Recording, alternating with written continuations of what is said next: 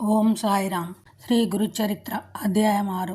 శ్రీ గణేశాయ నమః. శ్రీ సరస్వతై నమః. శ్రీ గురుభ్యో నమః.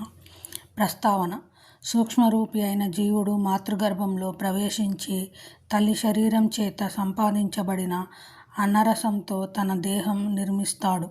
తర్వాత దానిని కేంద్రంగా తీసుకొని తన జీవనాన్ని సాగిస్తాడు. అలానే కేవలం చైతన్య స్వరూపుడైన పురుషుడు ప్రకృతి సహాయంతో ఈ సృష్టి రచన చేస్తాడు.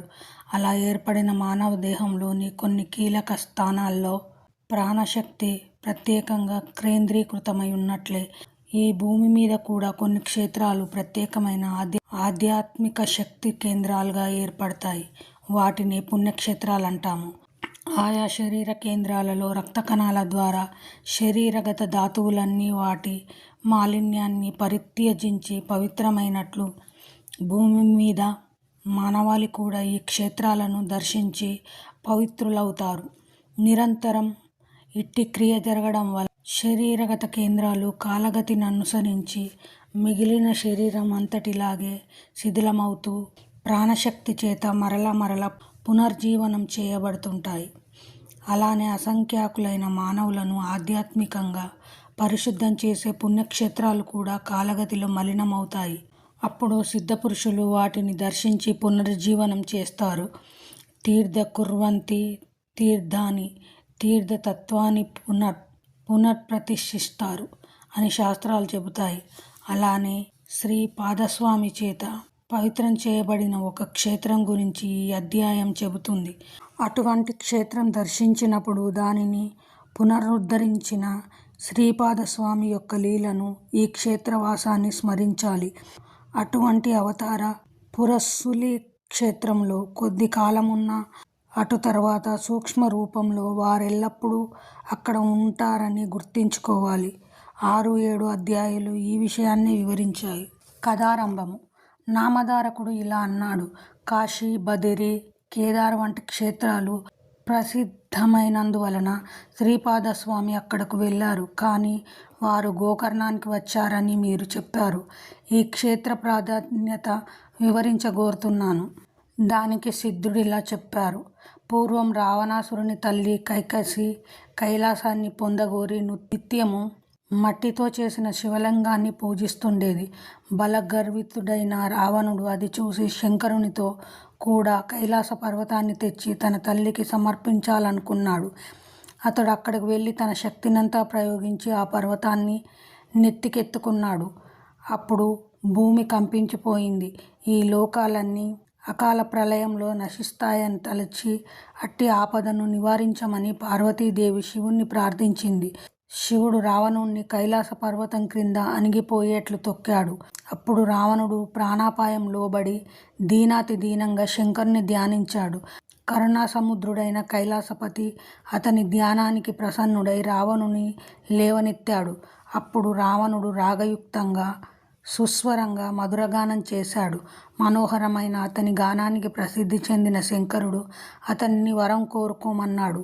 అప్పుడు ఆ రాక్షసరాజు, దేవా, బంగారంతో చేయబడిన నా లంకాపురం వంటిది ఇంకెవరికీ లభించేది కాదు. సాక్షాత్తు లక్ష్మీదేవియే నాకు దాసి, చతుర్ముఖుడైన బ్రహ్మే నా జ్యోతిష్యుడు, యమధర్మరాజు నా సేవకుడు, సర్వదేవతలు నా పరిచారకులు. అటువంటి నాకు ఎక్కడ ఏదీ దుర్లభం కాదు. ఇప్పుడు నా తల్లి కోరిక ప్రకారం కైలాస పర్వతాన్ని తీసుకుపోదామని వచ్చాను. శంకర, నీవు వరమియ్యదలుచుకుంటే నేను నీ కైలాసాన్ని నీతో సహా లంకకు తీసుకుపోయేలా అనుగ్రహించు అని కోరాడు. అప్పుడు కైలాసపతి, రావణ, ఈ కైలాస పర్వతంతో ఏమి సాధిస్తావు? దానిని మించిన నా ఆత్మలింగం ప్రసాదిస్తాను. దీనివలన నీవు నా అంతటి వాడవవుతావు. నీ లంకా నగరమే కైలాసం అంతటి శ్రేష్టమవుతుంది అని అతనికి ఆత్మలింగం అనుగ్రహిస్తాడు. దానిని తీసుకొని సంతోషంతో రావణుడు లంకకు బయలుదేరతాడు. ఇదంతా చూసిన నారదుడు ఈ వృత్తాంతం బ్రహ్మకు, విష్ణువుకు విన్నవించాడు. ఆ ముగ్గురు శివుని దగ్గరికి వెళ్ళి, ఎంత పని చేశావు? రావణుడికి ఆత్మలింగం ఎందుకు ఇచ్చావు? సర్వప్రాణి కోటికి కంటకప్రాయుడు, లోక భయంకరుడు అయిన రావణుడు నీ అంతటి వాడు కావడం తగునా అని వాపోయారు. అప్పుడు శంకరుడు అతని గానానికి పరవశించి ఆత్మలింగం ఇచ్చాను. వాడిప్పటికింకా లంకకు చేరి ఉండడు. ఉపాయం ఆలోచించు అని విష్ణువుతో చెప్పాడు. అది విని శ్రీహరి దుర్మార్గుని మోసంతోనే జయించి ఎలాగైనా ఆత్మలింగాన్ని చేజిక్కించుకోమని నారదుణ్ణి గణపతిని ప్రేరేపించాడు.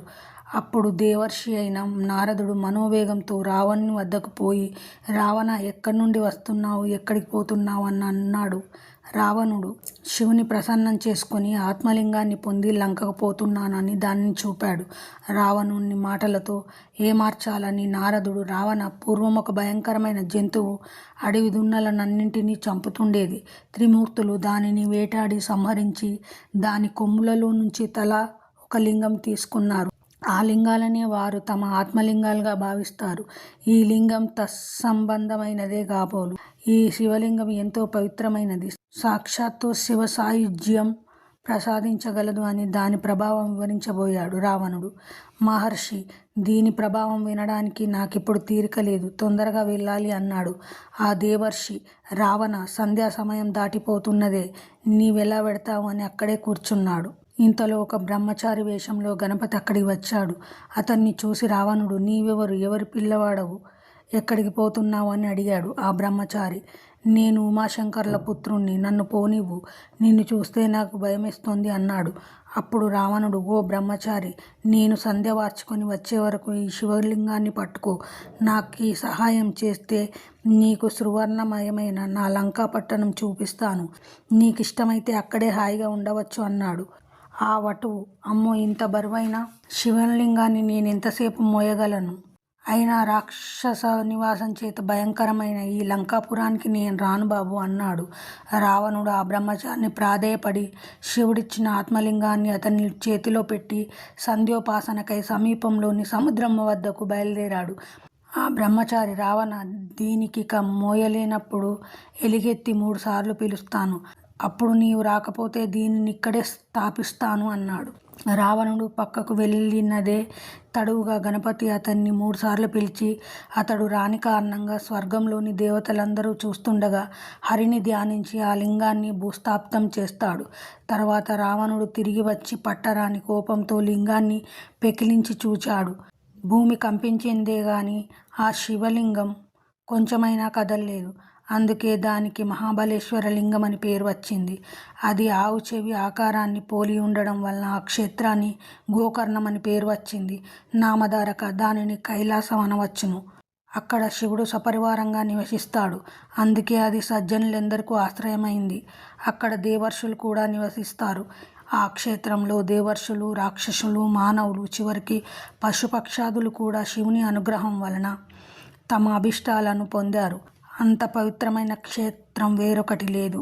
శ్రీ దత్తాయ గురవే నమః. శ్రీ శ్రీపాద శ్రీ వల్లభాయ నమః. శ్రీ నృసింహ సరస్వతై నమః.